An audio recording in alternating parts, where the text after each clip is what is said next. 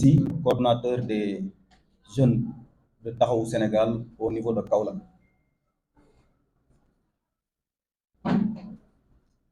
Nous tenons d'abord, en tant que jeunes de la coalition Khalifa Président, à féliciter l'ensemble des militants et sympathisants qui ont répondu par une forte mobilisation à l'appel du peuple lors du rassemblement du Front de la Résistance FIPU qui consacre la dynamique unitaire de toutes les forces de l'opposition. Taxawu Sénégal, qui est né dans la douleur en 2014, n'a subi que des percussions de la part du régime de Macky Sall. Depuis 10 ans, nous avons été combattus, d'abord au sein du Parti socialiste, du fait de notre refus de cautionner l'injustice, taire toute opposition républicaine. Ce refus, en conformité avec nos principes et valeurs, nous a conduits à voter non au référendum de 2016. La jeunesse de Taxawu Sénégal, fer de lance de notre plateforme politique, a vécu des moments difficiles, menaces, perte d'emploi, arrestation, torture et emprisonnement. Depuis 2017, plusieurs de nos camarades sont des détenus politiques, car étant toujours sous le régime de contrôle judiciaire, après plusieurs mois de détention arbitraire. Malgré toutes ces épreuves, la jeunesse de Taxawu Sénégal reste jamais. Elle n'a été prise dans des actions subversives ou de nature à perturber la quiétude de nos concitoyens ou menacer notre commun vouloir de vie commune. Conscience de son rôle d'avant-garde, la jeunesse de Taxawu Sénégal a toujours été au devant de tous les combats démocratiques, jouant même les premiers rôles. C'est l'exemple au sein de Front du Non, Initiative pour les élections transparentes, Front de résistance nationale, Manko Taxawu Sénégal. Aujourd'hui, que notre pays fait face à grave péril qui menace son devenir. Il s'agit de la violation flagrante de la Constitution par le président Macky Sall. Face à ce danger, la jeunesse de la coalition Khalifa Président est plus que jamais déterminée à combattre à côté de toute la force vive de la nation pour le respect de la Constitution, la sauvegarde de la démocratie et la persévérance de l'État de droit. La jeunesse de la coalition Khalifa Président reste ferme et conséquente sur les questions liées à la sauvegarde des acquis de notre démocratie, tout en exigeant le départ du président Macky Sall au terme de son mandat le 2 avril et la tenue d'une élection libre, démocratique et transparente dans le strict respect de la décision du Conseil constitutionnel. En tout état de cause, nous apprécions la sortie républicaine et pleine de sagesse du président Khalifa Ababacar Sall, son appel constant à la paix et à la réconciliation nationale dans la discipline, la liberté et le respect mutuel. La jeunesse de la coalition Khalifa Président dit oui à l'apaisement politique, mais exige la vérité sur l'assassinat des dizaines de nos jeunes concitoyens qui sont morts dans le combat pour le respect de la démocratie et de l'état de droit. Vérité sur la destruction des biens publics et privés qui a porté un sacré coup à l'économie nationale. Vérité sur l'incendie de l'université Cheikh Anta Diop avec des conséquences désastreuses sur l'enseignement supérieur. Vérité sur l'attaque lâche et barbare au cocktail Molotov du bus Tata avec son lot de morts. Sans la vérité sur ces faits graves, toute supposée réconciliation serait un poignard planté sur le dos du peuple sénégalais. Point d'impunité pour les criminels, vérité et justice pour la victime. Je vous remercie de votre aimable attention. Merci. mbokki journaliste yi ñu ngi leen di nuyu seen tur ak seen sant di am mbégte lool ci ni ngeen wuy sew ci jàkkaarloo bi nga xam ni ndawi Khalifa Président ñoo ko woote tey ngir waxtaan ak askanu Sénégal ci actualité nationale bi ñuy commencer d'abord di tatagal di gërëm askanu Sénégal yi nga xam ne ñëpp bi ñu leen woowee démb ci manifestation bi nga xam ni le front de l'opposition plus connu sous le nom de FIP moo ko woote woon ñoom ñëpp ñu mobiliser wu massivement ñëw wuy si ñu leen ci gërëm di leen sant mais ñu bëggoon rek fàttali mbokk yi ni taxawu Sénégal kuréel la goo xam ni mi ngi juddu presque en 2014 contexte bi mu juddoo yéen a ngi fàttali bi ñuy jëm élection locale yi ñu bokkoon ci benn coalition bu tudd Benno Bokk Yaakaar ngeen dégg à l'époque le ministre Mbaye Ndiaye taxaw ni Khalifa Sall boo bëggee doon naat maire da ngay des ci biir coalition bi mu ànd ak ay gor ay Dakarois taxawu Dakar gagné 16 des 19 communes jamono jooju ba tey militant wu taxawu Sénégal particulièrement sa jeunesse ci ay jafe-jafe ci ay toroxal ci ay mettit lañu dund yéen a ngi fàttaliku biir parti socialiste ga ñu bokkoon ñenn ci ñun juddu fekk ci seeni waajur ñeneen ñi def ci toute leur jeunesse ñu am fa ay jafe-jafe parce que jamono boobu dañ ñu bëggoon a imposer loo xalaat boo xam ne ñun d'accorduñ ci dañu bëggoon a xoolloo foo xam ne nanguwuñu ko jafe-jafe yooyu tax en 2016 bi nguur gi fi ne ba fay wax waxet ñu initié woon front du non ba nga xam ne ku ne xam ne Khalifa Sall taxawaay ba mu ci amoon ñu taxaw wax ni non la ñuy voté mais may fàttali ba tey lu mat fukki at taxawi Sénégal ak ay ndawam dund nañu façon jafe-jafe bu ci ne déjà en 2017 fukk ci sunu ay camarades muy man ak fukki camarades ci ay problème interne parti socialiste jàpp nañ yóbbu leen kaso bari na sunu ay camarades jeunes yu taxaw fii toog ci sama wet ku ci demul rëbës dem nga ci commissariat yi bari na ci ay camarades yoo xam ne dañu bokk ci ndaw Khalifa président ñàkk nañu seen liggéey ci xeex bi bari na ci ay camarades yoo xam ni seeni sëy yëngu na ci xeex bi waaye loolu lépp musut a tax ndaw yi taxaw Sénégal tiit wala ñu ragal wala ñu doon ay bokkat génn daw réew mi amu ci la jeunesse de taxaw Sénégal est toujours restée debout parce que mooy fer de lance combat bu ñu mës a woote rek dañu ci jiitu boobu ba léegi bépp initiative bu opposition Sénégal taxawal dañ ci fekk taxaw Sénégal mais particulièrement sa jeunesse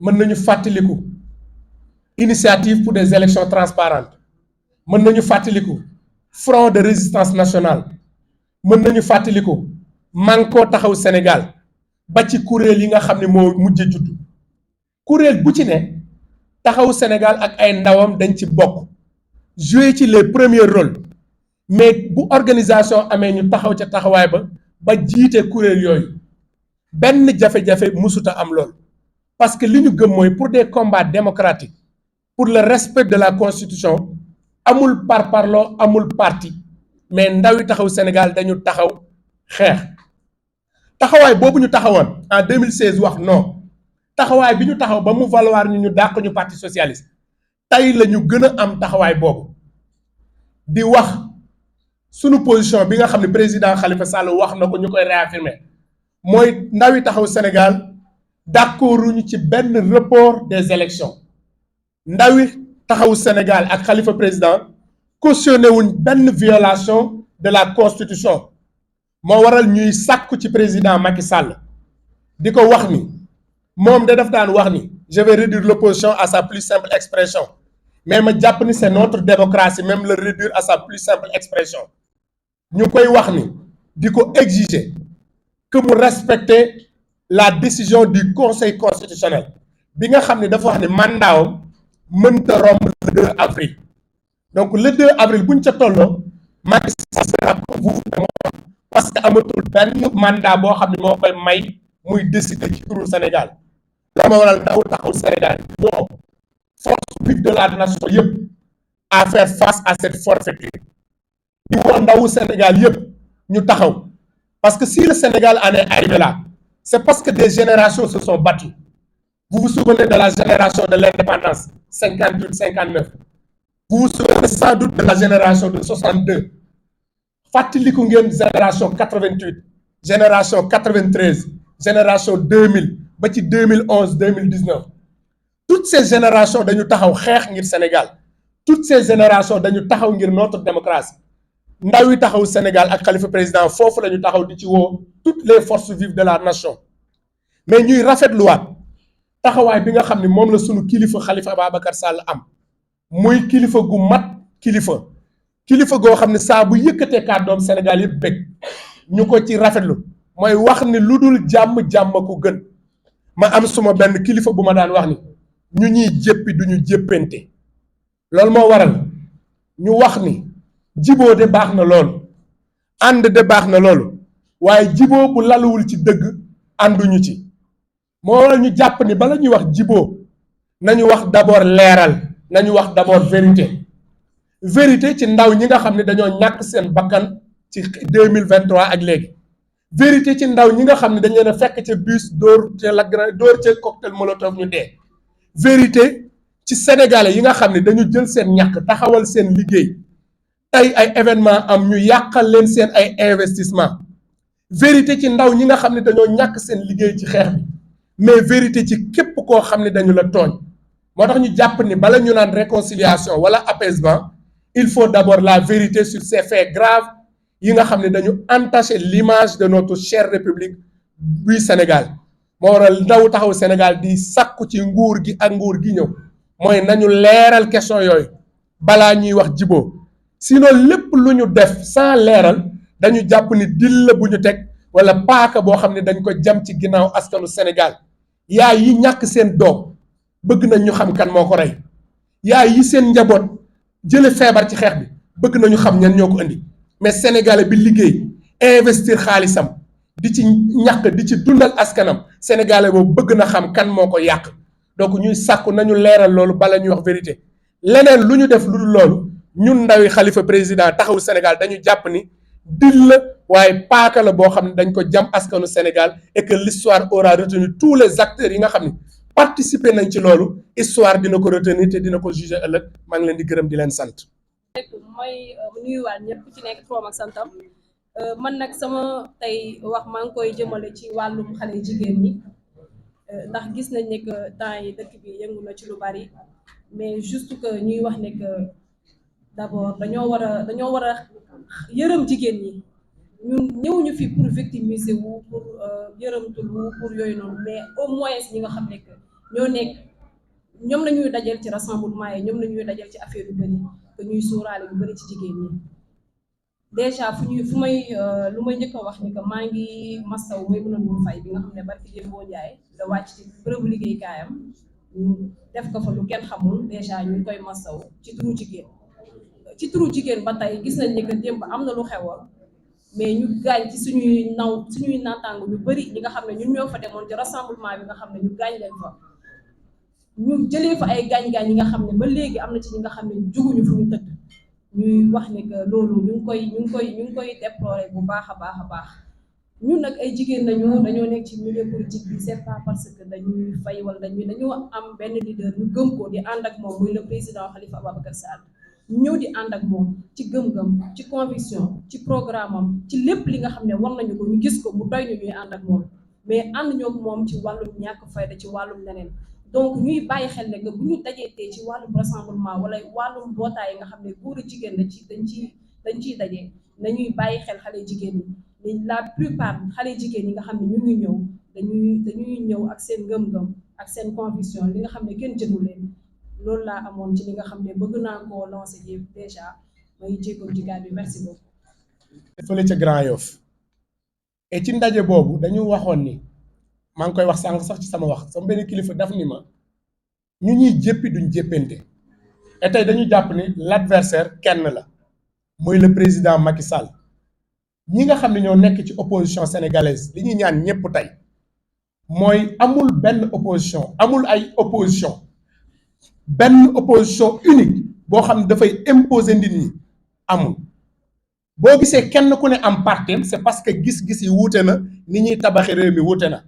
et tey benn adversaire lañu am mooy le président Macky Sall benn combat la ñu am mooy mu respecter la constitution lépp loo xam ne dañu koy def ci biir opposition bi lépp loo xam ne dañu koy poser comme acte on est en train de renverser on est en train de renforcer l'ennemi pour ne pas dire l'adversaire.